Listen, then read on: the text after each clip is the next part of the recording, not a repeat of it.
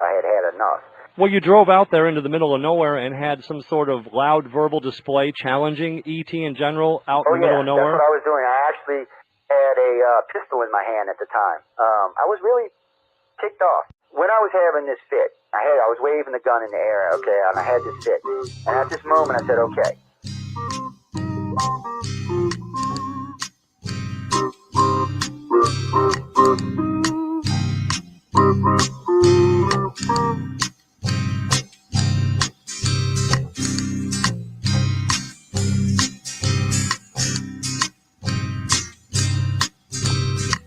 He was a Louisiana man named Montaldo. Folks around called him Six Gun Joe. Worked with ICAR, don't you know? Investigating UFO.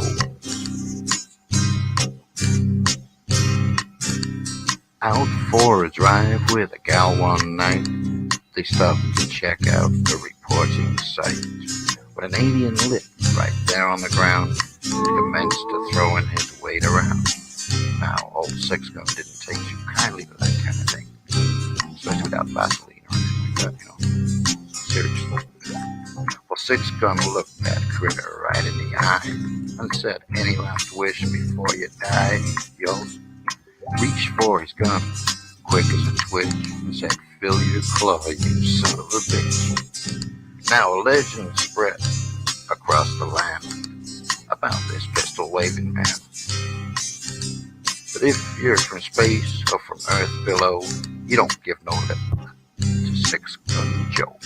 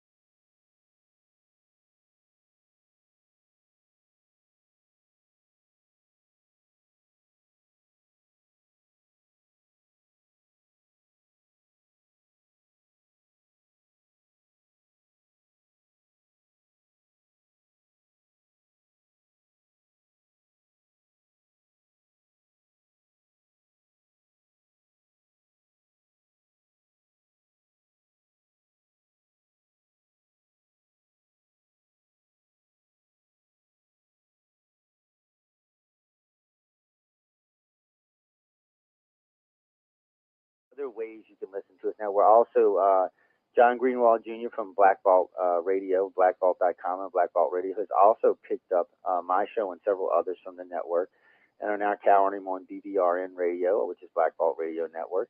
So if you can't find us here, you can find us there. His show is also on my network. It airs in the rerun system because he's live on Saturdays, and we already have shows live on Saturdays. So that's all wonderful stuff you can catch us on, along with, like I said, the many other networks you can catch us on. Also, all the different podcast sites from iTunes to GoDaddy to Macpedia to a whole host. I think we're on 50 podcast sites now. So there's no excuse for you not to listen to my show or any of the shows on the Paranormal Radio Network for that means. Get out there, pick them up. I know y'all are listening because I can see the numbers every week and I can see the archive hit. So I know y'all are enjoying the shows. If for anything you'd like a particular guest or you'd like something changed in the station or you've got any ideas for the station, you can always write to me at uprn@cox.net or at ICAR@cox.net. Either one, I respond to both emails. I will tell you this, on average, it takes me about 10 to 12 days to reply to an email, so don't get your feelings hurt. I got a lot of emails coming every day because not just the radio station, but I'm international director for ICAR, and we have a lot of contact cases coming in over the years. So there's always something going on, guys. So be a little patient when you write to me, but I will respond. I respond to all of my emails personally, even though it is a nightmare. Anyway, enough about all of that. I want to just let all my friends know that we did survive the hurricane, and we did ride the hurricane out in New Orleans. So no big deal.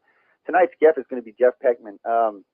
He's very interesting. He's got a couple interesting things. The sites are posted on all three of our sites. You can find it on UFO Undercover, on Paranormal Radio Network, and on the iCar site. So you can go link in, read through the site while we're there. The easiest way to find it is just go to UFO Undercover, click the site, and go. Now, I'm going to bring Jeff on in a second. There's a couple of things I was reading through his site, like some updated news he has on there, what he's doing in Denver, which I find very fascinating in itself. Jeff, let me get you to introduce yourself a little bit, tell our audience a little bit about yourself, and then what possessed you to get into this? Well, I have always been interested in cutting-edge solutions, things that information, knowledge that connects me with the rest of the universe, with my own inner self. I've practiced meditation, taught meditation for many years, and have another website called worldpeacemarket.com that promotes a new technology. But about a year ago, maybe a year and a half ago, I heard a talk by Stan Romanek, who does seem to have perhaps the most documented case of alien contact, and I was very impressed with the evidence that he presented. And I thought, well, great, everybody's going to know about this, and it'll pretty much confirm what most people know already, that we are not alone in the universe. And nothing really came from that in the media. Actually, that was not a public meeting, but later on there was a public meeting, and the media was invited back in January of this year and did not report on it. So that puzzled me. Then a couple months after that, John Schuessler of MUFON had been a former NASA engineer, and he had a stack of documents, a lot of declassified documents, confirming that the government cover-up part of this issue was true. I thought, great, so everybody's going to know about this. But he ended his talk by saying that he did not expect that the U.S. government would disclose what it knows about the UFO and ET reality in his lifetime. And I thought, hold a second here. I figured, that's just wrong. Because first of all, we are the government, we the people here. Yes, we are. And we are the government. And secondly, there's obviously enough between what he said and what Stan Romanek had presented. There's obviously enough evidence to support this theory of extraterrestrial reality that we don't need the federal government to disclose much of what needs to be known in order to really convince people, yeah, there's something going on here.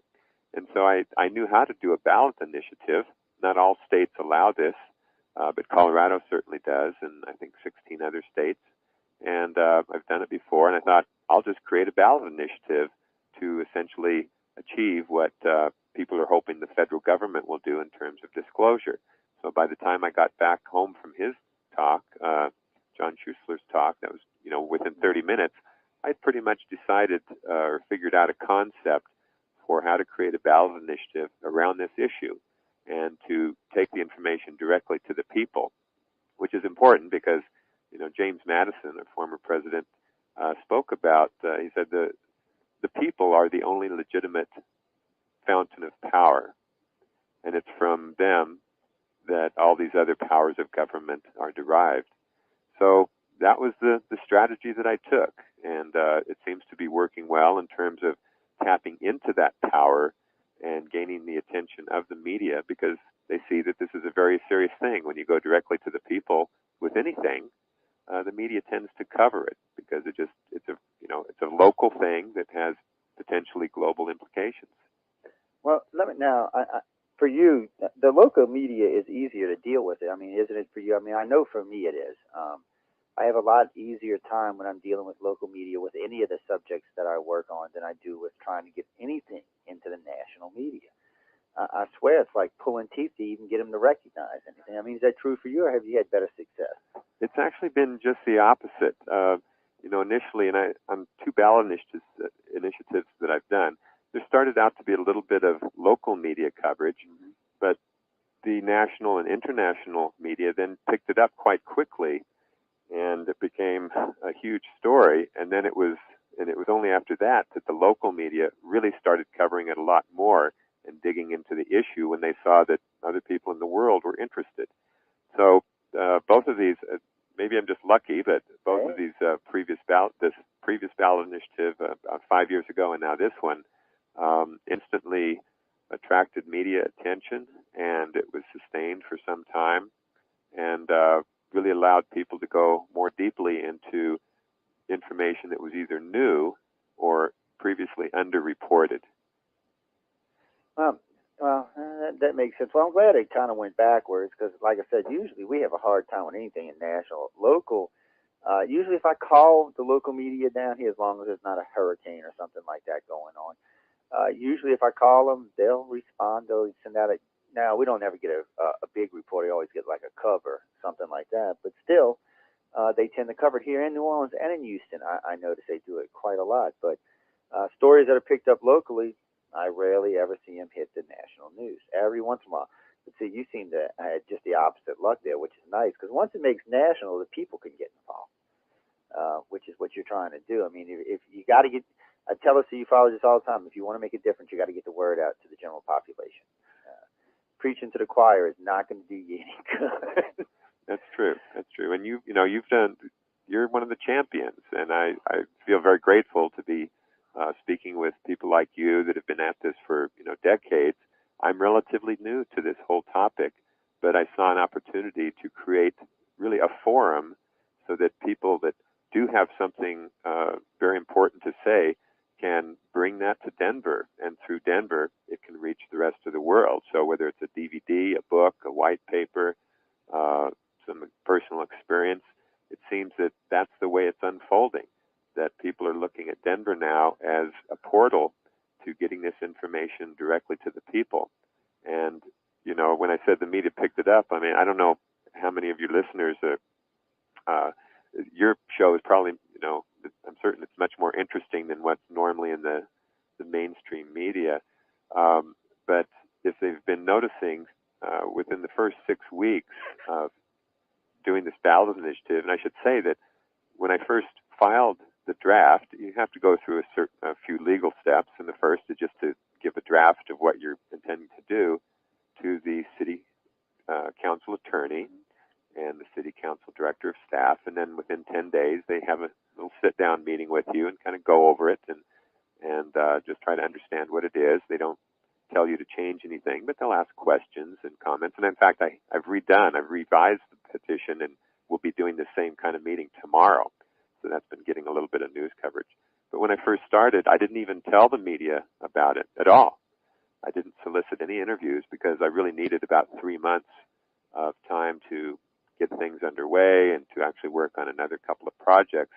But because it became a matter of public record, a local reporter, Daniel Chacon at the Rocky Mountain News, picked up on it and wrote an article. Well, the day after that, I got invited by 1 or 2 TV stations who thought, okay, well, this is interesting. They did an interview, and from there, within about 10 days, it was all over the world. And within the first 6 weeks, I ended up doing about 70 interviews on all the major national TV networks, local networks, a number of newspapers, a lot of radio interviews, and then that 6-week period ended up with me on the stage with David Letterman talking about this, and also Geraldo. And then we also did, Stan Romanek and I did an uplink with Larry King just before that. So it was a huge thing, and really within those 6 weeks, part of it was the ballot initiative itself, and then it was this so-called alien video, which was mistakenly called the Jeff Peckman alien video. Yeah, I noticed that. It was Stan Romanek, and that was, another wave. And I was trying to follow this. Just it's kind of an interesting phenomenon. And wow, within the first, after that alien video was shown, my campaign website got about 250,000 hits within the first 24 hours, and it became like a top story on AOL, Yahoo, MSN homepages. It was one of the top Google searches, top YouTube searches. It really just created this splash. And so obviously something's going on here, Joe. I mean, I'm not that organized to, to cause all of this. I know how to do a ballot initiative, and it seemed to be a good topic. And I really sense that it's a different time now. It's a new day, and that perhaps even the same group that has controlled the media to not report on this issue is now swinging in the other direction and finding convenient ways to get this information out, because it seems beyond the ability of the federal government to do it in any effective way. Well, the feds need some deniability, and they need some, they need a buffer, basically, so they don't get sued or they don't find themselves in a bunch of legal problems. So if it comes out via a public source or a private source, what have you, the government's not so much responsible. They can say, well, we kind of thought, or we did this, or we did that, but they don't have to outright say they knew about this, because at this point, I've talked to a lot of people in the last decade about this on the air, and I got to say, one of the problems for the government is if tomorrow they come out and say this is a real phenomena, they're going to have 500,000 lawsuits against them, and for a whole host of reasons.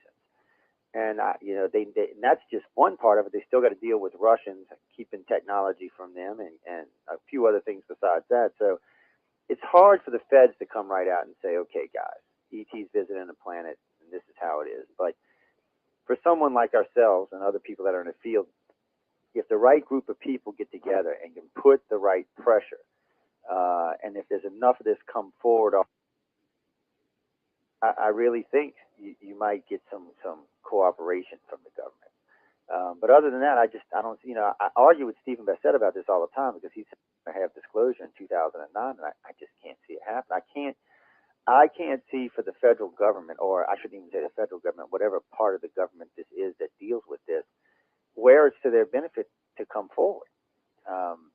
Right now, everything points to it would be harmful to the government to come forward versus not. So I just, it's going to take a lot. It's going to take, and what you're doing is a good start. That's a good way of putting pressure on them. Yeah, I agree. And it's really not the intent to put pressure on people. It's a little bit like the theory that you could put pressure on a terrorist to suddenly get them to see the light. Yeah. The brain just doesn't work that way. You stress out a person, and it just goes the opposite direction. That's true. They're less able to think clearly and to think about things beyond their own immediate needs or mission.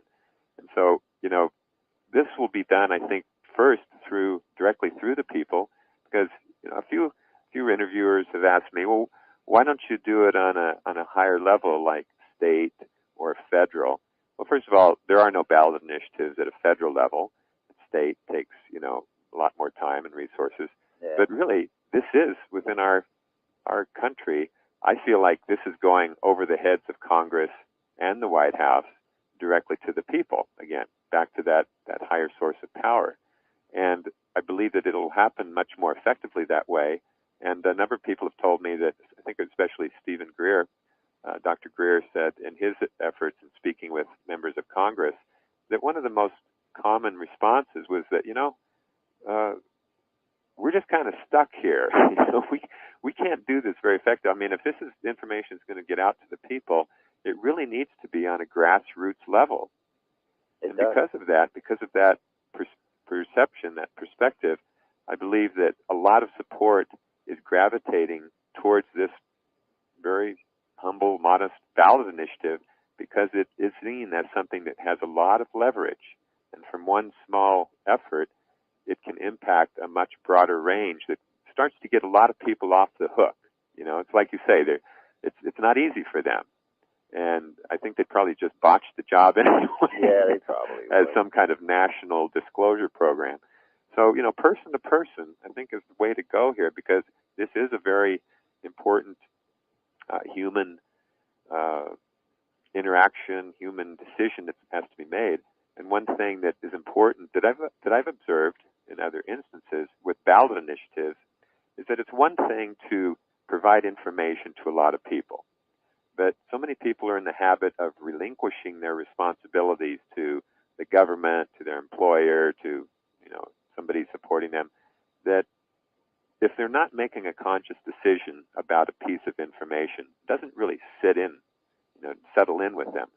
And so by putting this on the ballot for a vote, what I've observed is that just ordinary people, you, me, your listeners, everybody else, when they vote on something, it really does elevate them to that level of a lawmaker, somebody that has to really deliberate and think, now, all right, what are the pros and cons of this thing? I'm making a law here, and is this good for me, for my family, my community, my nation, my planet, my universe? I've noticed that they really rise to the occasion, and they study this kind of topic more thoroughly than if they were just hearing some information that just passes right over them. Maybe a little bit sticks, but they really go into it. And one thing that I especially enjoy seeing is that in schools throughout the city, or even in other parts of the country, when this is on the ballot, what's likely to happen, and this always happens with the ballot initiative that I've seen, is that classrooms of students in political science, in social studies, they will pick an issue from an election that seems to be unique somehow, and they'll hold a mock election, and they'll hold debates within the classroom, and it'll be their classwork to study the issue and to be able to answer the hard questions. And these kids, these students, when they come out of that experience, if you talk to them, they're as knowledgeable as most of the people you'll find that have been at this for decades. I mean, they just suck it up, and they really go deeply into the issue. And I think these will be the future experts, the people that are really leading the way. And that's why one of the reasons that I think a ballot initiative is so important, because it does engage the general public in that way, and also the students. Well, I'm just glad to see somebody out there doing something, I'll be honest with you. And it amazes me that you did this in Denver, because that's where MUFON used to be based. Where are they now? They moved again, I think. I know they were based in Denver, Colorado, but I think James said they were moving back to Texas. Right. I think. Well, Alejandro Rojas. Yeah, he's in Denver. I know that. I talked with him. He's actually friends with him. We have a bunch of mutual friends. Yeah, I imagine. And but I know he's in Denver, because that's where Phil Torrey is. He's in Denver too, and he's my Colorado State director. So I know he knows he's there. But when I had talked with James Carrion in Las Vegas, I know he said they were thinking about moving it somewhere in Texas. I thought he said San Antonio. I could be wrong. The guys, look, don't quote me, because I'm not positive. This was 2 years ago we had this conversation. Okay, so something else I was thinking, Jeff, while we were talking. One of the other reasons you see more and more media getting involved today is because they have to deal with shows like mine and Coast to Coast and Jeff Rentz and Kevin Smith and Jerry Pittman and all, because we're taking a big share of the market. I mean, this show does 500,000 listeners weekly.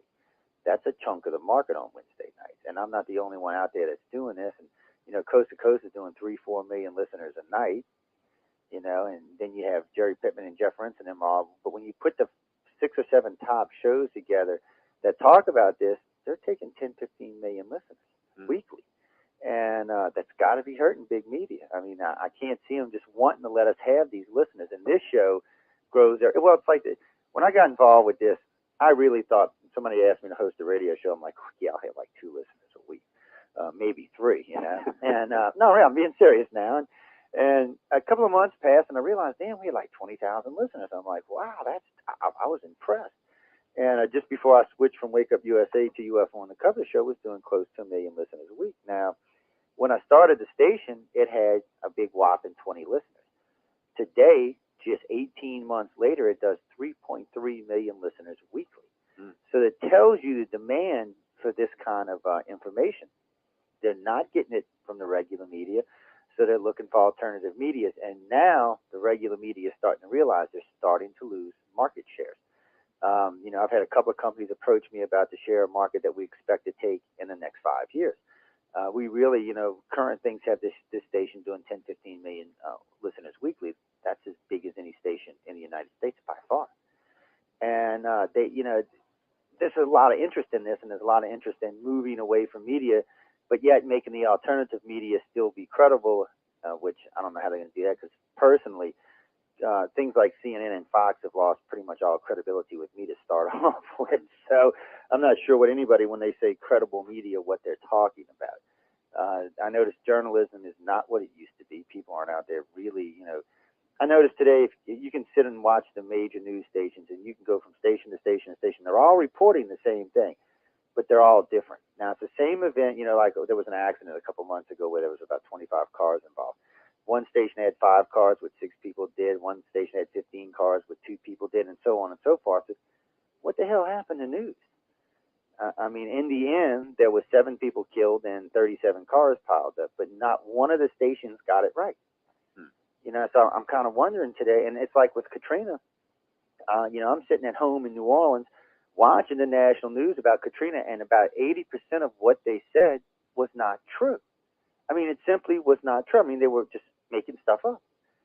And, I didn't think that's what media was supposed to do. I thought we were supposed to report the news according, to exactly how it happened, not according to our own opinions. And that's what news media has become in the United States. It's become a format for opinions. It's not really news anymore. With the exception, there's a few good shows out there like Larry King and a few others that still do some hard-hitting journalism, but in general, you don't see it anymore.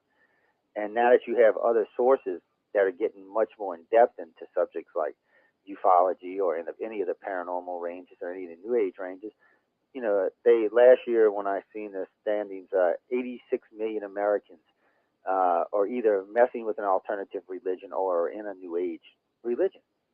So that's 86 million people who are not really going to be concerned with Fox and CNN are talking about. They're just not going to be. And then there's probably another 80 or 90 million above that. So at least half the country is at this point does not really care what the mainstream media says anymore. And you can tell that by the election coverages. It's a sad state of affairs, but for what you're doing, it doesn't matter, because the way you're presenting this, as long as the news medias pick it up, then they can find your site and get all the information they need. So that's a different beast. But a lot of this stuff, they don't do it that way. They just say whatever they want and don't give you any reference sources or anything, and just go on to the next thing. That's true. I get a little bit of that too. Things have come out in the media that, I've been credited with statements made by the Vatican astronomer, by Alejandro Rojas. Yeah. I've been called the film expert that authenticated Stan Romanek's film.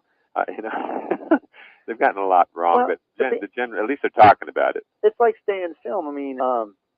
A couple of weeks ago, about 6 or 7 weeks ago, somebody wrote me a letter saying, "Did you see that film, Jeff?" And I had talked to Stan not long before that, and I was like, "Well, wait, now I'm getting confused." I said, "No, this is Stan's video. Jeff is just dealing with it." But I said, "You know what? I'll just ask him when he comes on the show." But that's the way I was explained to me, that it was Stan's video, and actually the video I seen isn't even the real video. I don't think I've seen the real video yet, to be honest with you. I've seen a bunch of lookalikes and a bunch of. You know what kills me too, Jeff? There must be 30 sites out there that claim to have the original video. Yeah. And I'm like, and a guy wrote me. Well, actually, a guy called me on the phone the other day. He says, "Joe," I said, "Look," I said, "as far as I know, the real video is not on the internet." I said, "Now I got Jeff coming on the show." I said, "I'll ask Jeff," but I said, "But my understanding is that the real video has not been made available on the internet yet. They're doing something else with it." And so then I start getting all these emails. "Oh no, here it is," and most of these are obviously just poor hoaxes. Yeah. I don't know how y'all deal with that stuff. That just irritates me, man. I'm just like, come on, people, grow up. Well, it's true. I mean,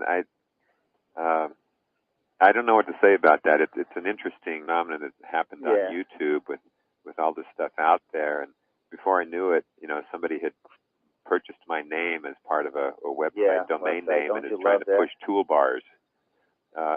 Shit, don't you love when they do crap like that? That just floors me when they do stuff like that. Yeah. So, but it really did. It engaged people. I mean, it's just funny how it came out, but it did engage people in a lot of discussion. And so I think when as the truth keeps unfolding, at least they'll be sort of loosened up and ready. It won't hit them for the first time. And maybe it's better just to, stir things up a little bit before the real truth comes out. So they'll have, it takes them maybe a little more time to get them to recognize what is true. But, that's the same thing with just about any field of knowledge. You'll get people debating both ends of the spectrum, and you never really know, what the real truth is. But at least people are trying to be proactive, whether it's alternative, natural health care. There's every kind of book and remedy and all that. But at least people are thinking, yeah, it's good to be healthy. I mean, if they're doing that and they're proactive, then, give them some credit. And in general, we hope that they're not doing anything that's causing them harm. But there's always going to be this kind of debate, at least that it is getting debated more and more. And that's the thing, it is getting debated. And that does make it a little better and things a little easier. And it's like we were talking, getting people to realize it, to pay attention. That's the thing. If you can get enough people to wake up, and Denver is a fairly open-minded town. I got quite a few friends up there, and they seem to be a fairly well-rounded, fairly open-minded group up there. They don't seem to be like some of the Yankee cities I've been in recently, where you mention the word UFO and they look at you like you fell off a truck or something. Now, I got to honest, I live in the Bible Belt. I really thought when I got involved with this that I was making a fatal mistake because I own a construction company in New Orleans, and I've been in the local paper and been in the local media, and I thought it was going to hurt my business. Come to find out, though, which is, by the way, is still amazing to me, that it's quite acceptable down here. The Gulf Coast seems to embrace this. I mean, we have police officers call us all the time about things they've seen or experienced. Right after Katrina, we had some National Guards and some PDs call us about something that had happened down on Esplanade. So it's much more acceptable down here than I thought it was. And I'm sure part of that is because the city of New Orleans itself is a paranormal city anyway. And we're linked to all the major cities in the Gulf South. And it seems to be quite a bit more acceptable here than it is once you cross the Mason-Dixon line. Now, the West Coast seems to be quite acceptable. But when you start getting up in places like New York or Pennsylvania or even Illinois, which is surprising, they seem to really frown on it. And I just don't understand why. I don't see what the difference is. I guess it's one of those things that will make me crazy because there is no real explanation for why half the country's like, okay, and the other half the country's like, no, y'all are all nuts. Speaking of that, ladies and gentlemen, I will be on Coast to Coast Monday night with Melinda Leslie. We'll be discussing MILAB cases. I think it's Monday the 8th. It was going to be Tuesday. Well, it was going to be this Tuesday, but then the hurricane came, so then it was going to be next Tuesday. But anyway, it's going to be Monday the 8th. You can come check out Melinda Leslie and I talking about MILABs with George Norrie on Coast to Coast. We'll be on the full 4 hours, so come and check it out. Sorry about that, Jeff. I forgot to plug that at the beginning. No, go ahead. It's your show. I just forgot to plug it. I do Coast once or twice a year, and Melinda's a friend of mine, and we've been working on this joint research on, we call them MILABs. Actually, we're trying to come up with a better word for it because nobody really knows what it is, but somehow or another that MILAB word got coined, so we'll be discussing it on Coast to Coast on what we consider to be a legitimate case and whatnot and so on. All of that funny stuff, I'm sure the video will come up because all of that stuff always anytime I get on Coast to Coast, it's a menage of what we're going to talk about because, we do one type of research, but the organization in itself has its fingers in quite a lot of things. And now that we're like 6 times the size of MUFON, we're into a lot more stuff. Don't get the media coverage they do, but we get way more cases and they do way more information. On average, probably on sighting cases, we refer those all out now, but we were getting probably 25, 30 a week every week. Suction cases about 5 or 6 a week every week, and this has been going on for 10 years. So, and then membership, but we don't charge anyway. People hear me pick on MUFON all the time, but not to really pick on MUFON charges for membership, so it's a lot harder. When you're asking somebody to pay $50 for the year to be a member, we don't charge a membership. Our car is completely privately funded, so there's no need for membership. We're just looking for volunteers to help out with the workload. Now, getting back to Jeff, because I keep jumping subjects on y'all here.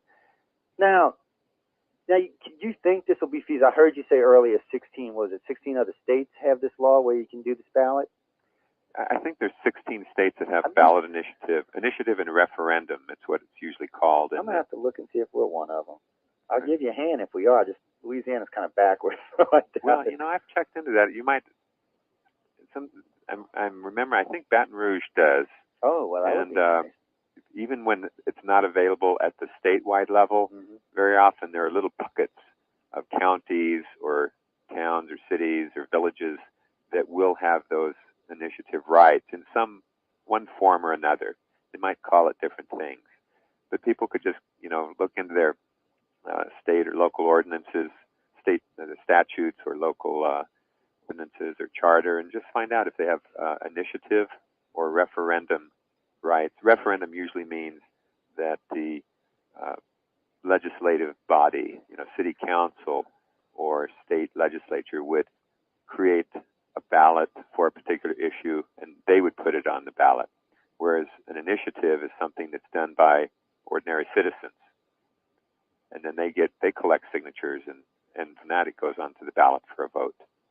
I'll have to look and see, because if I find out you can do it, I'll have to give you a call and see how you go about that. Because, look, any help we could give you, I'd love to, because, like I said, there seems to be quite a bit more interest, at least late in the last couple of years, there seems to be quite a bit more interest in the South in this particular stuff. And it's like the 105 on FM down here, we weren't going to get on terrestrial-based radio, and someone actually offered to pick the station up and carry it on local FM, because they said they're tired of hearing Rush radio all the time. Which, don't get me wrong, I mean, some of the stuff on Rush radio is pretty good. Some of it's crazier than what we talk about, but still, it's either music or political talk radio. There wasn't anything else except for maybe Coast to Coast late at night. And they wanted something else, another alternative is what they wanted. And so that when they approached me about it, I'm like, fine, yeah, you can put us on 105 and carry the station. So they carry us 5 nights a week now, and it gives the local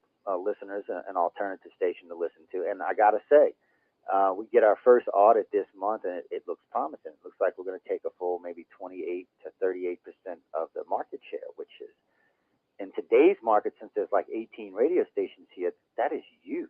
Congratulations. And that's very good news. and it's what it looks like across the country. The more people find out about us, the more people who want to listen. But honestly, if they don't come to listen to me, even though I'm yapping tonight, they come to listen to you or whoever else. There's been quite a few other paranormal people we brought on the station that are considered to be the tops in the field. Same thing in ufology and the rest of the fields. And then we've got a lot of exclusives that no one else seems to get. So it's an alternative thing. People can come sit and listen. That and we promote that we like for the audience to be fully interactive. We have the 800 numbers where they can call in. We have the virtual auditoriums where they can pop into and raise their hand and talk live. There's 3 email accounts they can email to, and then there's some text message. And so we actually, really want audience participation. And usually, I'm going to say the audience is pretty bright, all in all. I have found that most Americans, or for that matter, most people in the world, if you give them the information, they usually assimilate it quite well. I guess I'm not like the local politicians who think if they tell you too much, you'll lose your mind. Yeah. I find that most people can handle it. And I've gotten a lot of email about this particular show because people were interested in what you were doing in Denver. I got to honestly say, a lot of people wrote me and said, well, he's lost his mind. He can't be serious. He's going to bring this into politics. I said, well, he's not the first one to try to bring it. He's just got a good idea on how to do it. And I said he's kind of taken a sideways approach to it, which is actually, it's a direct, but it's kind of sideways. And I said, it seems to be working. It's generating a lot of good media. And if it really works in Denver the way he says it was, I can't see where it's going to do anything but help the field. Of course, I could be wrong.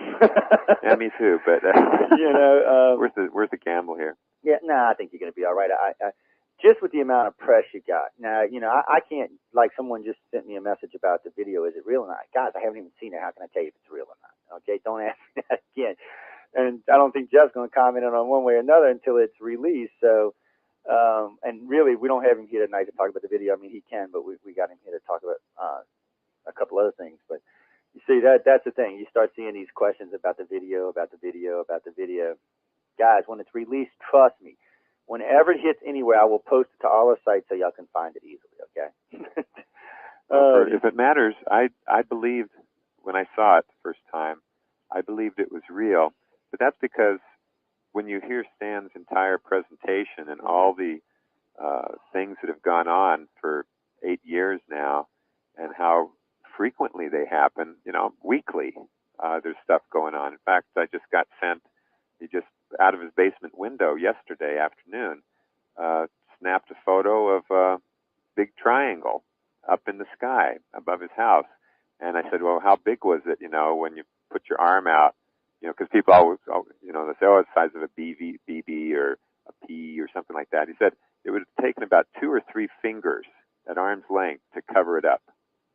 Now, that's huge. Yeah, that is huge. And so, you know, he just sent me that yesterday, and stuff is happening there a lot. But, you know, after 2 or 3 hours, well, actually, I think it's almost 4 hours of his presentation, there's so much in there, you're pretty much already convinced.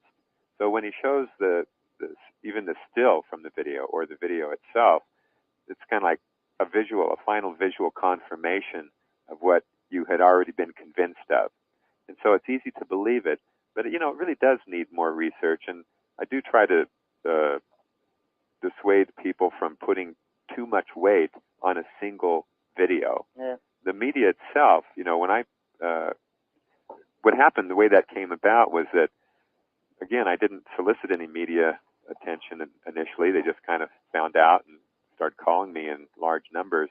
So I did a lot of interviews, and very often they'd say, well, you know, why'd you do this? I said, well, I saw, you know, I've been presented with different kinds of evidence, you know, declassified documents or some stories or some photos or some videos. And it was almost the same response from a lot of people. They'd say, video? What video? And I'd describe what I saw, and they'd say, huh, can I see that? Yeah, how can I see that? You got to let me see that. You know, and they'd get really animated, and I'd say, okay, let me see what I can do. So I thought, just as a courtesy to them, you know, they took interest in this initiative I was doing. I said, I'll ask the man who has that video that was, you know, kind of reinforced my own belief. I'll see if he'd be willing to show it in some context. And he was. And so we set up, you know, what I thought would be, you know, a handful of local media. I sent out a press release. I said, okay, so here's the video that I've talked about will be shown, and I'm doing this to fulfill my promise to you that I would try to allow you to see it somehow. And it was that. It was just that. It was just a very innocent kind of thing, but the media itself built it up into this thing, you know, Jeff Peckman has ultimate proof of alien life on the, you know, this stuff, and it was just went crazy. And, you know, it just kept going crazy, you know, after the thing. And some of the news people came out of that, and, you know, we had a pretty good turnout. I think at least a dozen cameras and about 30 or 40 media people present. And people came out of that, and it wasn't, you know, the reporters were not convinced either way. And in a way, I thought, well, that's actually okay if they're just sort of scratching their head and not really sure. They haven't solidified a belief or a decision. They're kind of thinking about it, and they seem to be filled with a sense of wonder and curiosity and, like, I don't know, did I just see what I think I saw? Could it be, you know, just that kind of loose state of awareness, I think is actually helpful in the long run. But they didn't come out just, you know, shrugging their shoulders and, it's a fake, you know. It wasn't like that at all. Other people were trying to turn it into that, but no, it wasn't. And nobody has actually proven that it was a hoax. As far as I can tell, it was not a hoax. And people say, we created this video, it cost us $90, and it's just the same, and it just sort of shows that it's all fake.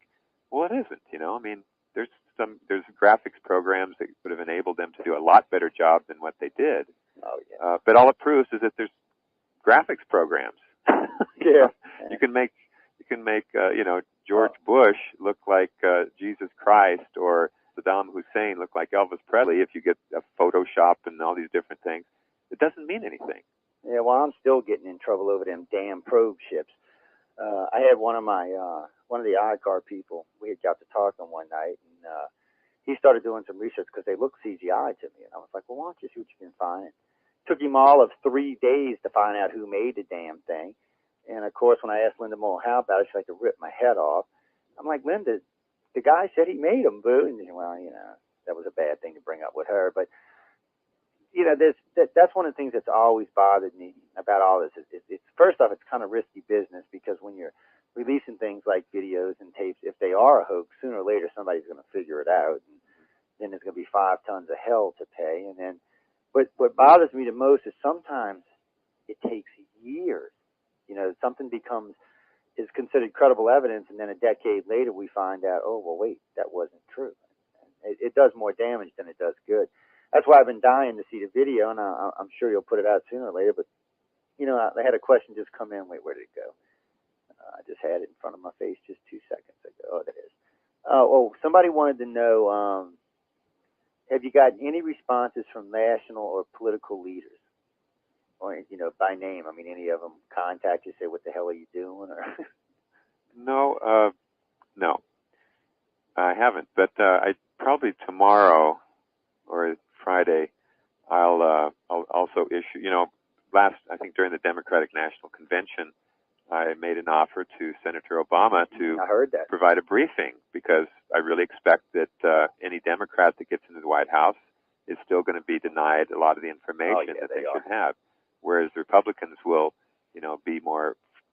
It'll be easier for them to get it, but the information they get will probably just reinforce the weaponization of space and the whole buildup of the military and more of that same thing. So I will make a similar offer to Senator McCain. And actually, there's a petition, an online petition that was set up to allow people outside of Denver to kind of sign on in support of this ballot initiative. And this was set up by Larry Bryant out there in Virginia. Maybe you know him. Yeah. Wonderful man, and very supportive of this campaign. And one of the people that signed on to that petition was a delegate from Pagosa Springs, Colorado, a delegate to the Republican convention in Colorado, the state convention. And he signed that in support of the ballot initiative. And he said, I was at the convention, my friend and I, and we went outside and we saw a UFO. And it's real. This is real. And we got to get the truth out there. And this was Republican. And, that Reagan had quite a bit of history in this. Yeah. I did an interview with Shirley MacLaine, I think, two Sundays ago. Yeah, I actually think I caught that one. Yeah, and she brought up that she had sat next to Lucille Ball during Reagan's inauguration, and Lucy was telling her about a story that Ronald Reagan had told her before he got into politics, about how he and Nancy had been driving down Mulholland Drive in California and saw a craft come and land, and a ramp or some steps lowered down, and I think 4, what looked like extraterrestrial beings got out and told him in his mind, I think this is the word she used, they told him in his mind that he should stop being an actor and get into politics. And Lucy said, so now we're getting this nutcase as our president. And Shirley said, she said, Lucy obviously didn't know who she was talking to, because, of course, Shirley was already, familiar with this sort of stuff. Yeah. But within the Republican Party, there seems to be more information available to them and more easiness talking about it. But unfortunately, I fear that the talk is all in the direction of a kind of fear-based approach to the issue that would result, again, in weaponization of space and other kinds of agendas. You're probably the only person besides myself I've ever heard admit that the Republicans probably know more about this than the Democrats do. I've gotten in trouble at conferences for bringing that up, but I don't know when it started. I would have thought, being Kennedy was a Democrat, that maybe they would have known more, but somewhere after Vietnam, it seemed like everything switched to the Republicans. There's no doubt that George Bush Sr. knows. Now, whether or not he told baby Bush is anybody's guess, but there's no doubt that Sr. knows. I mean, come on. Head of the CIA, 8 years as vice president, 4 years as president. If anybody on the planet knows the truth, he knows the truth. Reagan obviously knew something. I mean, come on. He instituted Star Wars, and then he instituted Pine Gap, the defense of outer space. And then he made, 6 speeches where he brought up an invasion.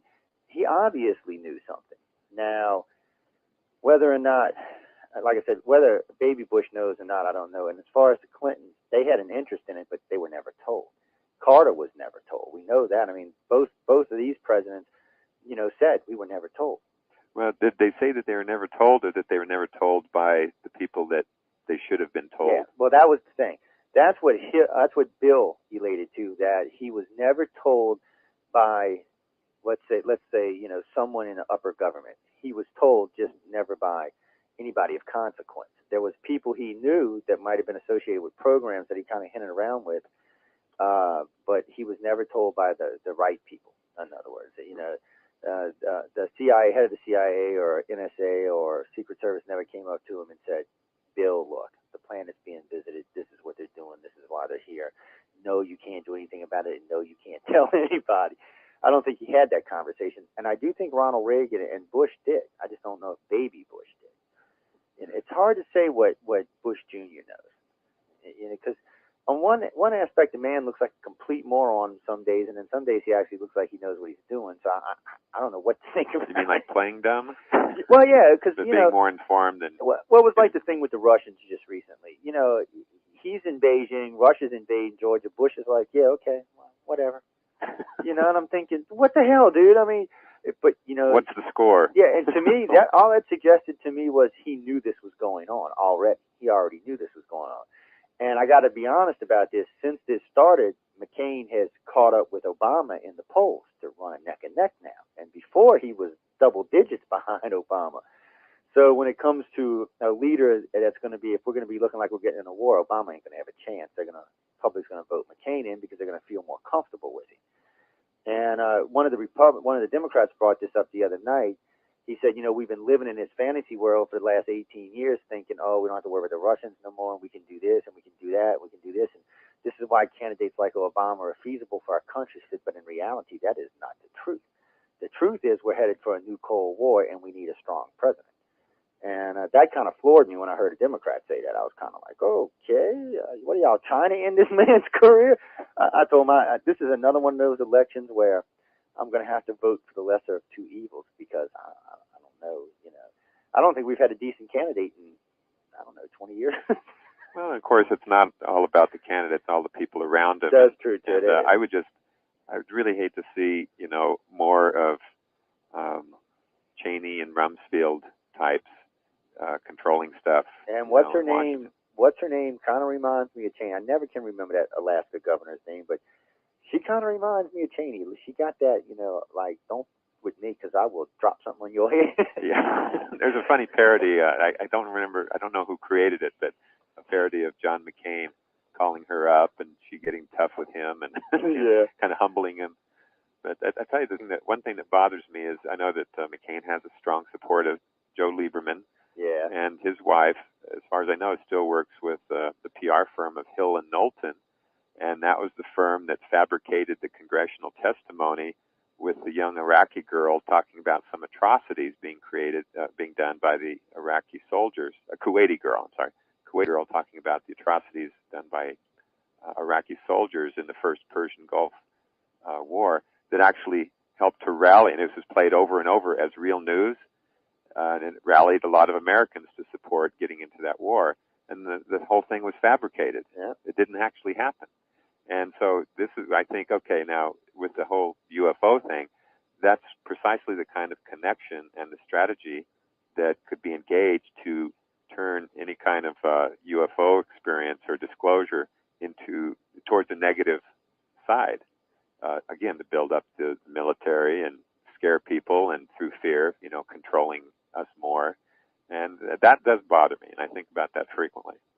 Yeah, and well, it should, and I don't know.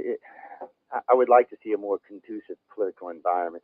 Now, Obama might be the right guy to be pushing. I really think Hillary would have been the right woman for what we're discussing tonight because she has an avid interest in ufology, and I think if she would have somehow miraculously became the candidate, I really think Hillary would have pushed for disclosure. Now, whether or not we would have got it, she might have pushed for personal disclosure and maybe hint around to the public that something had happened. But I think she would have definitely pushed any way it goes.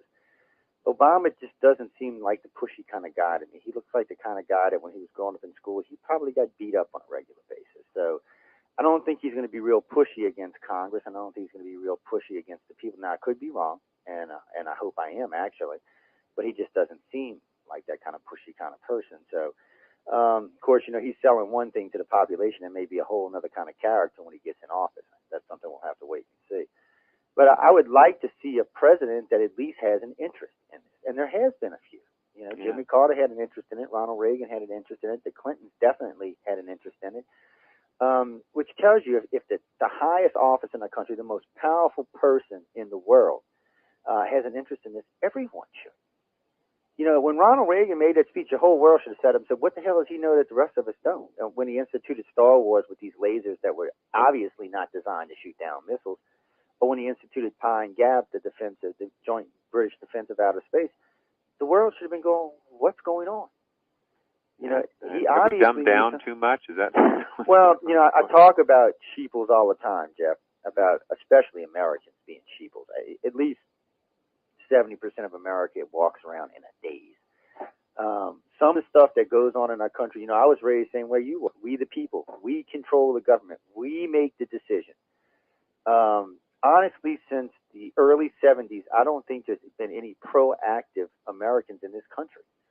There's no real lobbying of people, and was lobbying of big companies and stuff. People paid lobbyists, but you don't see too many big groups going to Washington and lobbying Congress for this, that, or the other thing. You don't see people getting big groups together and protesting in the streets because of things we're doing. It's like the Iraq War. If this war would have happened in the 70s and we'd have found out we were lied to, they'd have been protesting everywhere, and we'd have brought our troops home. But that didn't happen. And Americans seem to just take the status quo. They're too interested in, I got to go bring my son to soccer practice. I got to go pick up my daughter from school. I got to go meet such and such for dinner. I got to go meet such and such. They're just into their own little lives, and they're not really concerned. As long as the government doesn't do anything to affect their lives, they don't seem to care, even though they're losing right after right after right. They just seem to be in a daze. But let me get you to give them the website because we're going to go take a break right quick. So tell them what the website is, and we'll go take a break. My website? Yeah, so they can find you. Yeah. It's extracampaign.org. That's normal spelling, EXTRA, campaign.org. And for y'all that can't spell, you can find it on the UFO Undercover site right under Jeff's name. Just click it and go. Ladies and gentlemen, we'll be back in a few minutes. I got a bunch more questions lined up for Jeff. I see we got quite a few stacked up in the queue. So when we get back, we'll get some questions started. I want everyone to please stay tuned to UFO Undercover. I am your host, Joe Montaldo. I'm sitting and speaking with Jeff Peckman, and we'll be back in about 10 minutes, so stay tuned. And we are. Welcome to you.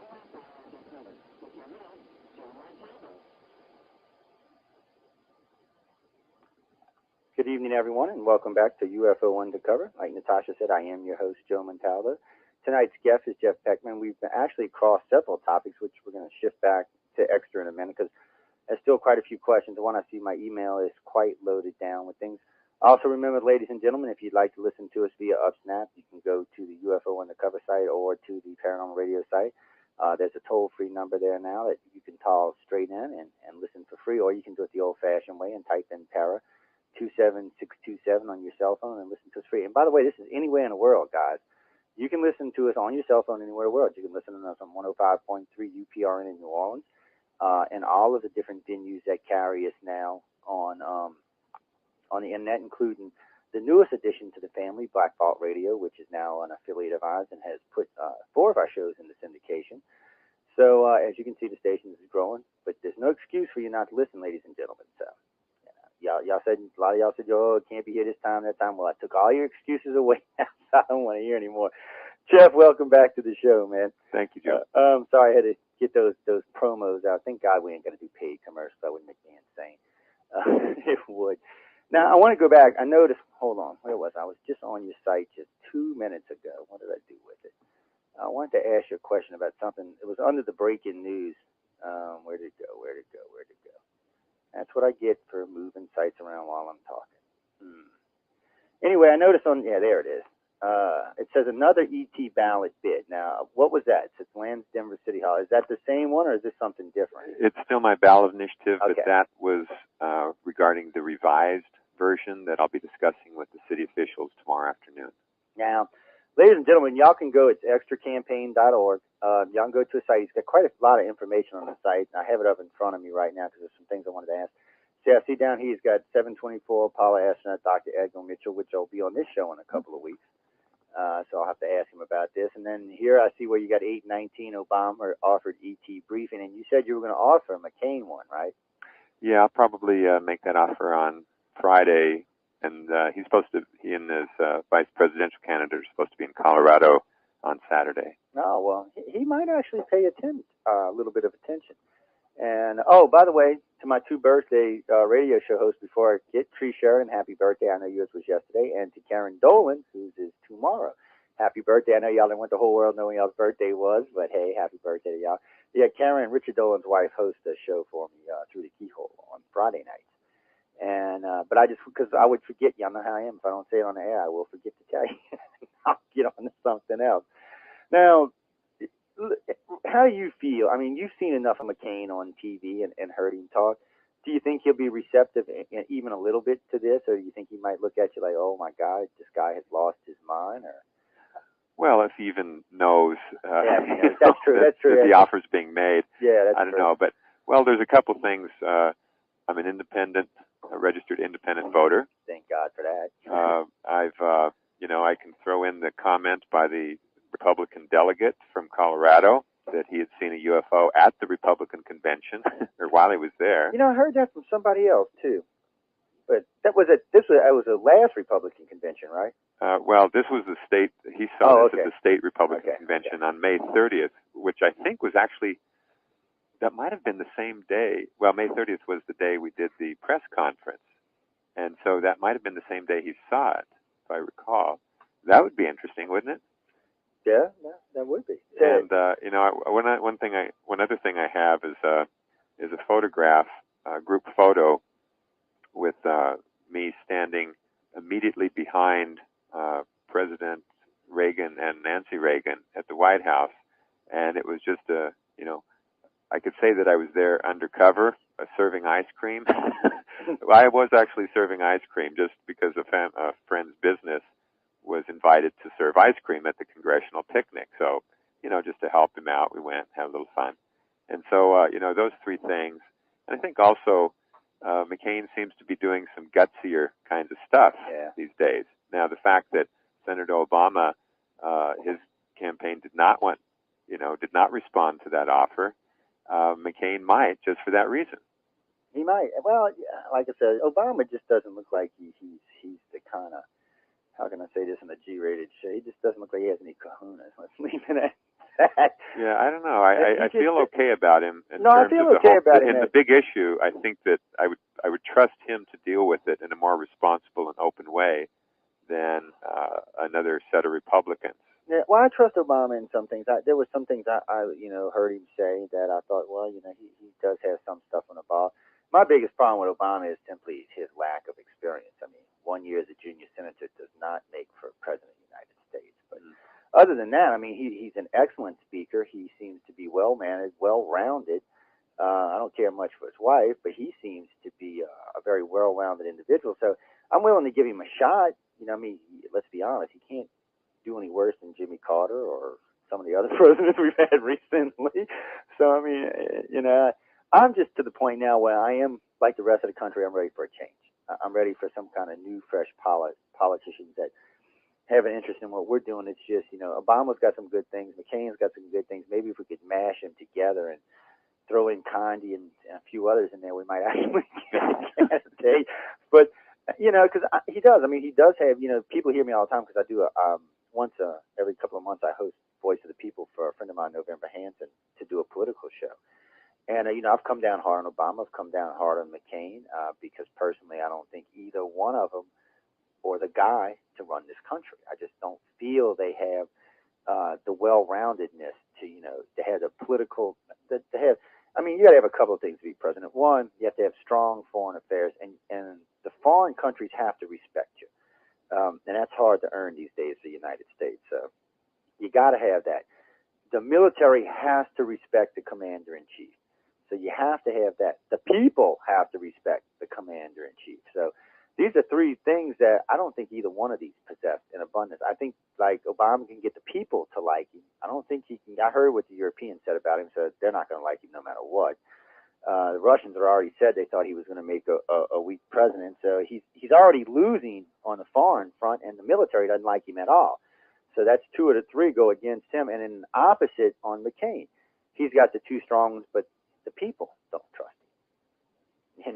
So yeah, pretty tough situation. Yeah, it is. I mean, it's a tough one, and so we can hate on both of them all day, or we can praise both of them all day. But bottom line is, those three things are important to everybody who's voting, and most everybody I've talked to agrees. Neither one of the candidates possess all three, and as long as that's coming down to voting for the lesser of two evils. Yeah, well, maybe the upside of all this is that people have to look at themselves more and think, okay, now, am I good in all these areas, in all the areas that I should be good?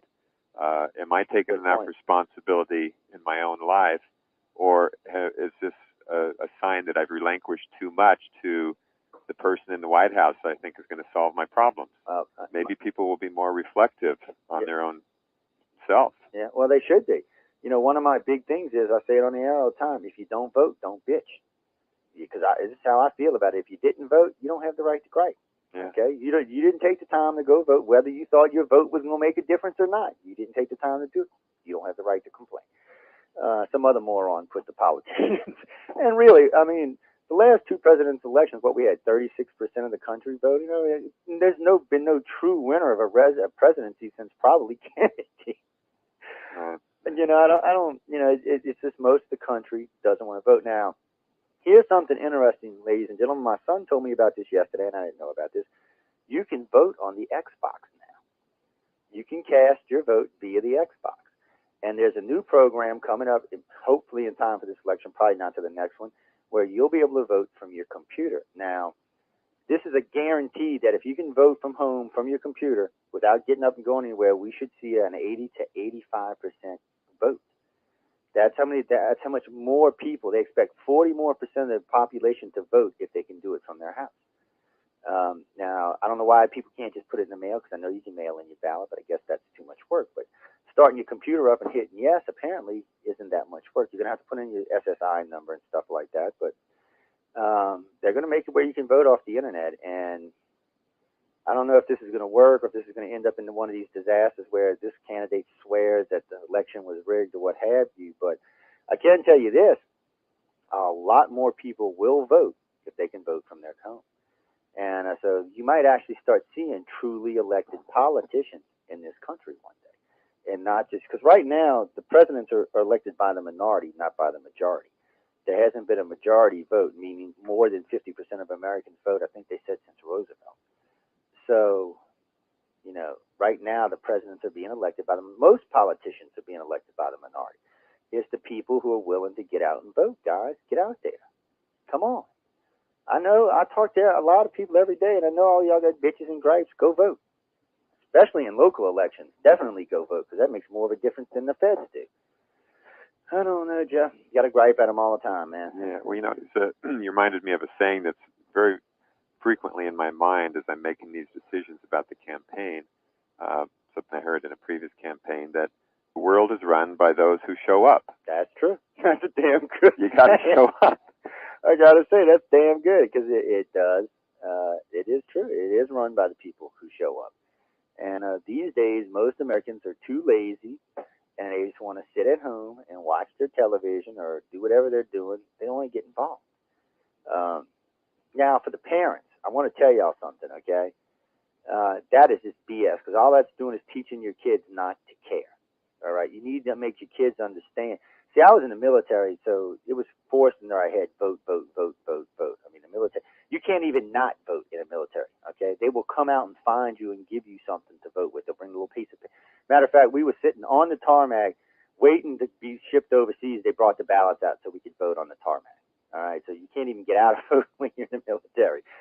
So Americans just need to vote. Y'all need to pay attention. See, it goes back to what Jeff and I are talking about, especially for the people that are living in Denver, but for the people who are listening tonight, participate, guys. Write to Jeff. Get involved, okay? Because the more of y'all that get involved, the more likely the press and the politicians are going to take this seriously. If 5 people write in, well, there's no need for a politician to take it serious because he's going, well, only 5 people interested. 155,000 people write in, and then he's got to start thinking he might get unelected or not reelected, I should say. So it makes a difference, guys. Just get involved. Whatever it is, you don't have to get involved with what we're talking about tonight. Get involved. Whether it's in ufology or anything, but just get involved in something. Get your lazy butt off, stop being a couch potato, and get involved in something. And for my friends in Europe, that goes for y'all too. Y'all just as fat and lazy as Americans are. Look, you tell him there. I'm not. Look, see, Jeff's being quiet. He's a nice guy. He won't tell y'all this. He's thinking it, but he's not going to tell y'all this. See, I'm going to tell y'all because what y'all going to do? Write to me and tell me something nasty? I'll tell you don't listen to the show no more. The thing of it is because I learned a long time ago, Jeff, if you ask people nicely, they ignore you.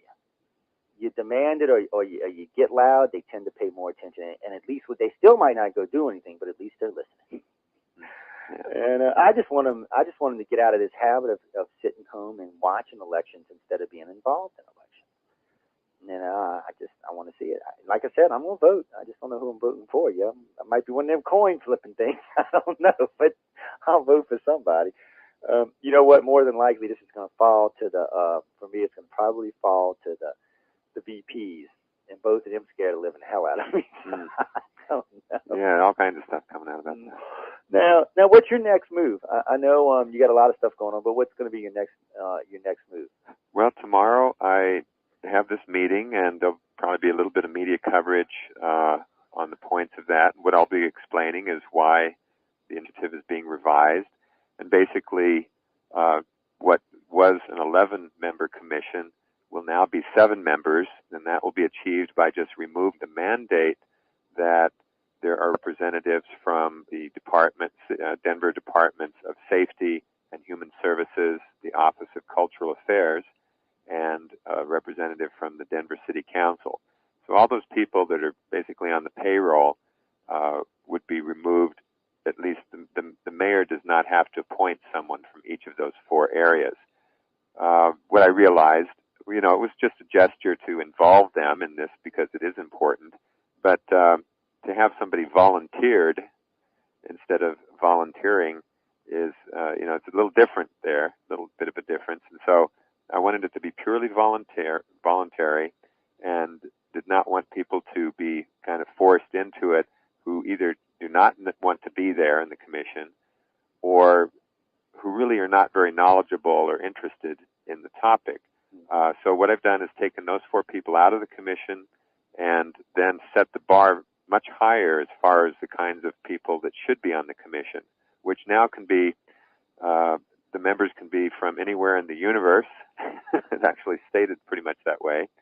And that most of them have to have at least a PhD in some related area of natural sciences or social sciences. One would have to be experienced in consulting at least 100 people who have believe they've had some kind of close encounter with an extraterrestrial being. Most of these people would have had to have written a book of these 7 different members. And so, it's set the bar high because I want to have the greatest possible benefit come out of this commission. And so it's going to draw people that are passionate about the issue, who are knowledgeable, who are published authors, who have had, years of experience in dealing with these topics. At least one person has to be expert in the witness testimony from people who had top secret security clearance. And of course, the person that comes to mind is Dr. Stephen Greer to satisfy that kind of role. And what I've done just this afternoon is invited people. I explained to a number of people that I interact with that are, Exopolitics Radio, Alfred Weber, and, Victor Vigiani, and these kinds of people. I've explained to them that, okay, now the commission is pretty much opened up to anybody. It's not just restricted to Denver residents. And there are no people from the city government involved now unless they really want to be. And I invited them to request the opportunity to be on the commission, either as a regular, one of the 7 regular members, or as an advisory member. In fact, Joe, I would make that, I would invite you to do that as well. If you'd like to be an advisory member, to be available in case there's a particular topic that could use your expertise, then there's no limit to the amount of advisory members. There's no criteria for having a PhD or anything like that, but really people that have something to offer and could be valuable when there's a topic discussed that needs a particular kind of expertise. No, I would enjoy it. I got 3 degrees, advanced electronics and advanced avionics. Okay. Well, all these things are going to come into play. And so that's what I'll be discussing tomorrow, is primarily the changes in the ballot initiative, and that we will, in fact, still be targeting the May 2009 election. It turned out to be a blessing to delay this by 6 months, because it's going to turn out to be a record number of referendums and initiatives on the ballot in Denver, 19 of them, in addition to all the candidates during a presidential election. Whereas in the spring, this may be just one of 1 or 2 things going on during that election. And so there'll be a lot more opportunity for in-depth discussion.